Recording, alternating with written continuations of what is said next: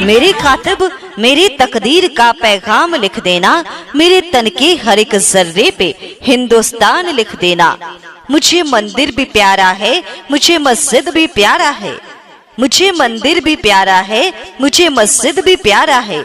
कहीं पे राम लिख देना, कहीं रहमान लिख देना। जी भाई मनीष कुमार जिंदाबाद, जिंदाबाद, जीतेगा भाई जीतेगा, भाई मनीष कुमार जीतेगा, विजय पंचायत की जनता जिंदाबाद, जिंदाबाद, भैया मनीष जी के फेरू से जिताई।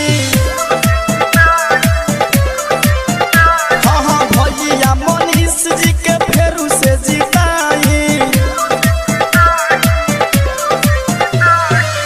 कोइला विकास बाबे यौरी कराई, कोइला विकास बाबे यौरी कराई।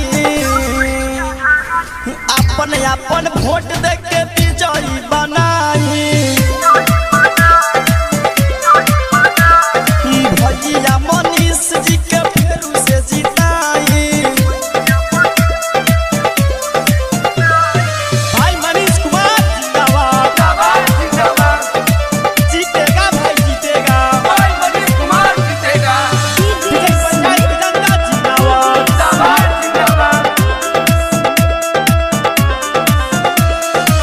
घर घर नल जल देनी ई सबके भइल गौआ के विकास। रोड बनवैले, पेंशन दिलवैले औरी फ्री में इंदिरा आवास। हाँ हाँ घर घर नल जल देनी ई सबके भइल गौआ के विकास।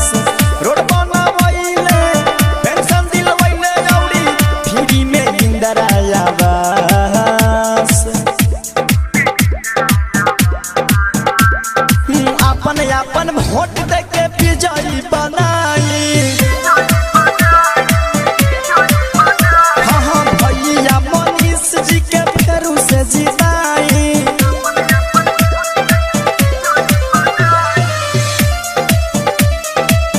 भाई मनीष कुमार जिंदाबाद, जिंदाबाद, जीतेगा भाई जीतेगा, भाई मनीष कुमार जीतेगा, विजय पंचायत की जनता जिंदाबाद, जिंदाबाद। सब बच्चों हेता गौवा के बेटा भैया ई मनीष कुमार। केहू के झांसा में नाही तू अइहा, सुनीला अर्जी हमार।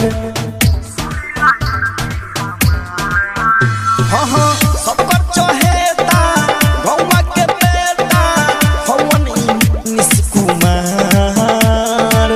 केहू के झांसा में नाही तू अइहा, सुनीला अर्जी हमार। कहे साजन सिंह सबसे हाथ गोहरा।